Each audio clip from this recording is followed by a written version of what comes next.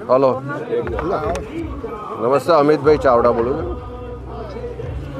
હવે અમે આ યાત્રા લઈને આવ્યા છે ને બનાસકાંઠા વાવથરા જિલ્લામાં ડેડુઆ ગામે છીએ. હવે અહીંયા આગળ મારી સાથે ઓછામાં ઓછા 50 અરજદારો છે, લાભાર્થીઓ છે પ્રધાનમંત્રી આવાસ યોજનાના, અને એ બધાએ લેખિત પણ વારંવાર રજૂઆત ફરિયાદ આપી છે કે અહીંના જે તલાટી છે એણે આ આવાસ યોજનાના નામે બધા જોડે 10,000 રૂપિયા લીધા છે, અને જે હપ્તા આવે છે એમાંથી પણ પહેલાં એને પૈસા આપવાના તો જ હપ્તા આવે એવી આખી પદ્ધતિ છે. અને એના માટે રજૂઆત કરવા જાય છે તો આ એની સાથે મિસબિહેવ કરે છે, ધક્કા મારીને બહાર કાઢી મૂકે એવું થાય છે.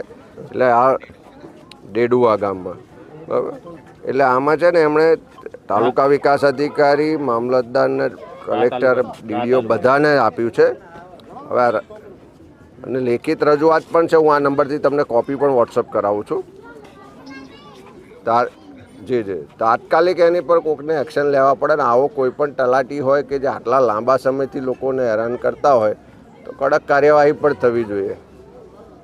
હા, હું તમને લેટર મોકલું છું ને, જરૂર પડે તો આ માંગીલાલભાઈને કહું છું, એ બધાને લઈને તમારી પાસે પણ આવે. હા, થેન્ક યુ. તમે આ હું કોપી મોકલું છું, તમે ફરી માંગીલાલભાઈ કે પ્રધાનજીનો સંપર્ક કરજો.